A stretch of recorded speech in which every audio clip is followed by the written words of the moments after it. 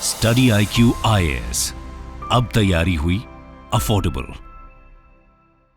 Hello everyone, welcome to the YouTube channel of UPSC CSC study IQ। मेरा नाम है रणधीर सिंह और आज की इस वीडियो में हम डिस्कस करेंगे कि ईरान पे अब यूएसए और इजराइल ये इल्जाम लगा रहा है कि ईरान जो इजरायली सिटीजन्स अमेरिकन सिटीजन्स में जो आपके काफी माने जाने फेमस है, जैसे डोनाल्ड ट्रंप और बहुत सारे ईरानियन डायस्पोरा जो ईरान के आइडियोलॉजी के खिलाफ हैं और बाहर से ईरान में ह्यूमन राइट्स को प्रोटेक्ट करने की बात करते हैं, उनकी असैसिनेशन का प्लॉटिंग ईरान करते आ रहा है 2020 से अभी तक। इनका कहना है कि हमारे पास एक स्ट्रांग इंटेल थी जिसकी मदद से हम ग्रीस पुलिस के पास पहुंचे। किसके पास स्ट्रांग इंटेल थी? आपकी सबसे एडवांस सीक्रेट सर्विस जो है, किसकी मेरे दोस्तों? आपकी इजराइल के मोसाद के पास लास्ट ईयर मेरे दोस्तों फरवरी 2023 में एक इंटेल आया कि ग्रीस के एथेंस में एक रेस्टोरेंट में अटैक होने वाला है और वो रेस्टोरेंट जो है वो माना जाता है किसके लिए मेरे दोस्तों? आपके इजरायली के लिए। और उस रेस्टोरेंट का नाम क्या है? आपका गोस्तिजो कोशर रेस्टोरेंट। जब इनको ये बात पता चली तो इन्होंने क्या किया? मोसाद ने ग्रीस की पुलिस को बताया कि भाई ऐसा कोई प्लानिंग है, ऐसी कोई प्लॉटिंग हो रही है यहां पे क्या करने के लिए? आपका टेररिस्ट एक्टिविटी करने के लिए। तो यहां पे टेररिस्ट अटैक हो सकता है ज्यूज को, और ये है ही ज्यूज का हब है, तो ज्यूज को टारगेट किया जा सकता है। तो जब ये ग्रीस पुलिस ने इस बात पे गौर किया और उन्होंने छानबीन करना स्टार्ट करी तो उनके हाथ लगे दो लड़के। और वो लड़के कौन थे मेरे दोस्तों? आपके Pakistani based citizen, they are Pakistani citizen. उनमें से एक लड़का था, ये इसका नाम है सैयद इर्तजा हैदर। अब सैयद इर्तजा हैदर ग्रीस में काम करने गया हुआ था। क्या ये मिलिटेंट था? नहीं, ये नॉर्मली ग्रीस में काम करने गया हुआ था। अब इसका जान पहचान का कौन बंदा निकला? जो आपका पाकिस्तान में एक मोस्ट वांटेड आपका क्या है अभी क्रिमिनल, उसका नाम है सैयद फखर अब्बास। सैयद फखर अब्बास उस वक्त क्या कर रहा था? लास्ट ईयर वो पाकिस्तान से भाग के वो ईरान में छुपा हुआ था क्योंकि इसके ऊपर मर्डर के चार्जेस थे और पाकिस्तानी पुलिस इसे ढूंढ रही थी। अब इसने क्या किया मेरे दोस्तों? ये प्लानिंग का मास्टरमाइंड ये है। इसने ईरान में बैठ के अपने दोस्त सैयद इर्तजा हैदर को बोला कि तुझे अच्छे खासे पैसे मिल जाएंगे, 50,000 यूरो तक तुझे दे देंगे। तुझे एक काम करना है, किसी एक और बंदे को इकट्ठा कर और यहां पे इस रेस्टोरेंट में ग्रीस में जाके अटैक कर जहां पे ज्यूज बैठते, और ध्यान रखना ज्यादा से ज्यादा क्या हो नुकसान। अब जब ग्रीस पुलिस ने इस बंदे को पकड़ा तो इनसे व्हाट्सएप कन्वर्सेशन जो है निकली। इन दोनों के बीच में जो व्हाट्सएप कन्वर्सेशन हुई थी वो ये थी कि भाई या पहले क्या काम कर, अटैक क्या कर रहे हैं, जहरीली गैस जो यहां पे रिलीज करते, सब मरने चाहिए। फिर चेंज किया, बोला कि अब नहीं, जहरीली गैस यूज नहीं करेंगे, पॉइजनस गैस नहीं यूज करेंगे, कार एक्सप्लोसिव, ठीक है, कार में भर क्या कहते हैं असला, ठीक है, RDX भर और उड़ा दे। फिर बोला ये भी नहीं।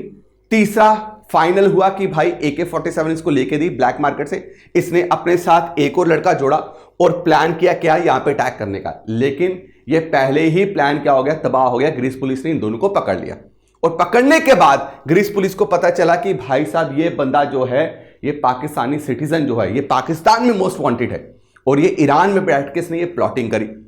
अब दोस्तों अगर एक और इंसिडेंट अगर आप देखेंगे तो आपको पता चलेगा कि रिसेंटली यूएसए ने ये बोला है कि भाई जो एक ईरानियन ओरिजिन का अमेरिकन बेस्ड जो सिटीजन है, जो एक जर्नलिस्ट है, बहुत माना हुआ जर्नलिस्ट है, जो किसके लिए काम करता है? रेडियो फरदा के लिए। किसके लिए मेरे दोस्तों? रेडियो फरदा के लिए। आप उसकी तस्वीर स्क्रीन पे देख रहे हो। इसका नाम है रजा वलीजादे। रजा वलीजादे जो है वो गायब है और ईरान ने इसको कहीं जेल में बंद करके रखा हुआ है और ये अमेरिकन सिटीजन है, अमेरिकन जर्नलिस्ट है। इसके साथ मेरे दोस्तों ईरान अत्याचार कर रहा है। कौन बोल रहा है? आपका यूएसए। अब हुआ क्या कि ये रह रहा था लास्ट 13 सालों से यूएसए में और उसकी फैमिली रह रही थी ईरान में।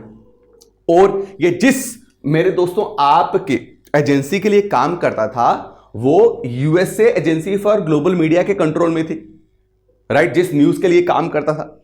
अब ये ईरान के खिलाफ बोल रहा होगा तो ईरान ने क्या किया? इसके परिवार को ट्रैक किया ईरान में, उसको गिरफ्तार कर लिया और उसको बोला कि जब तक तू ईरान वापस नहीं आता तब तक तेरे परिवार को नहीं छोड़ेंगे।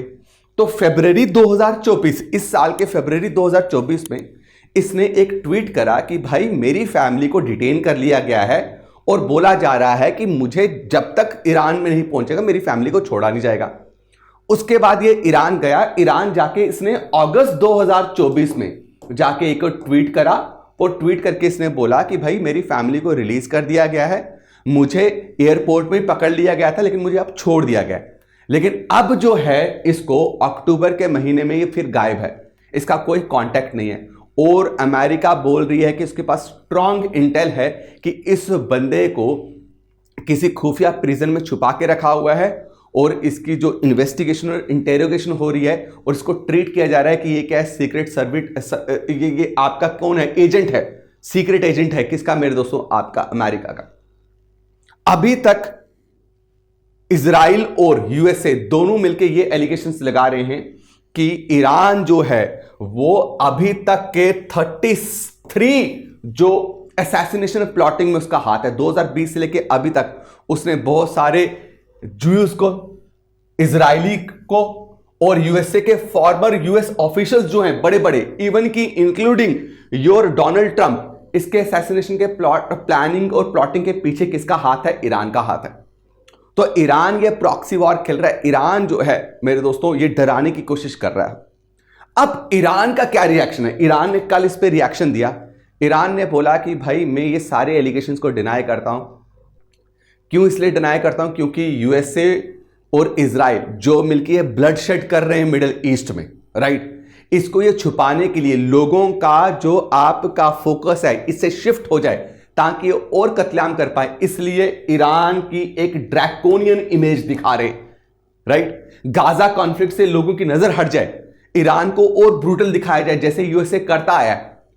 मेरा इनमें कोई हाथ नहीं है, लेकिन मैं आपको एक बात कहूं, ऐसा नहीं हो सकता। Now this man, Greece police को क्या है भाई?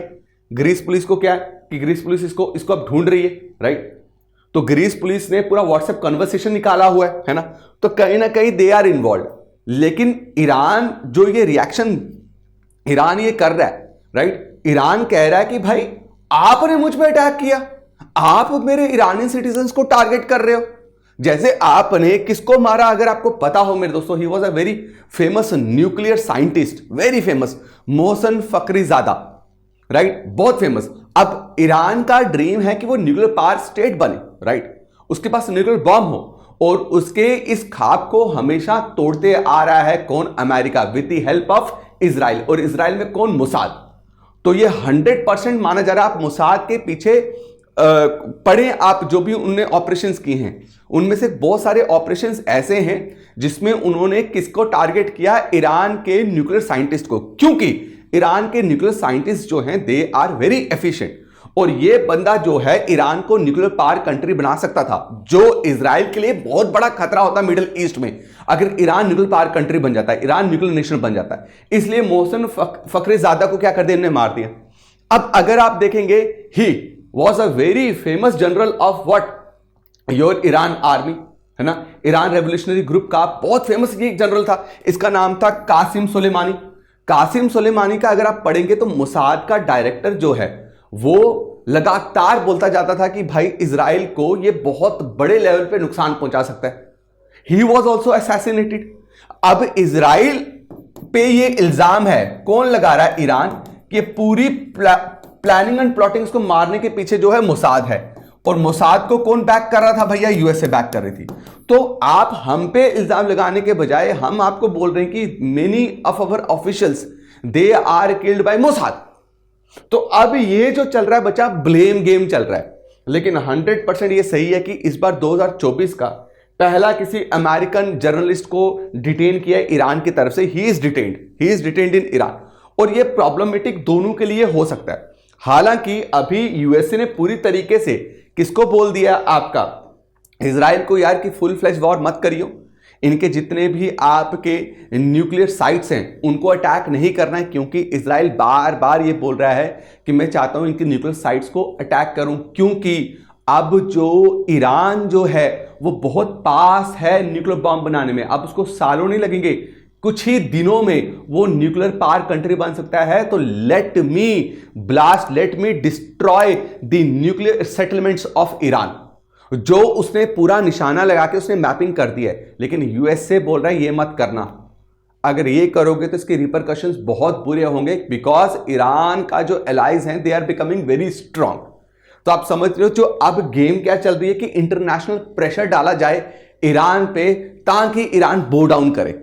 और इंटरनेशनल प्रेशर कैसे डालेंगे, उसको बदनाम करना है कि भाई, और प्रूफ के साथ बदनाम करना है कि that he is involve in many assassination plot, right. अब मेरे दोस्तों कमेंट सेक्शन में आपके लिए एक क्वेश्चन कि who is the current director of Mossad, David Barnea, Yossi Cohen, Tamir Pardo और मीर दागन। जरूर बताइएगा कमेंट सेक्शन में कमेंट करके।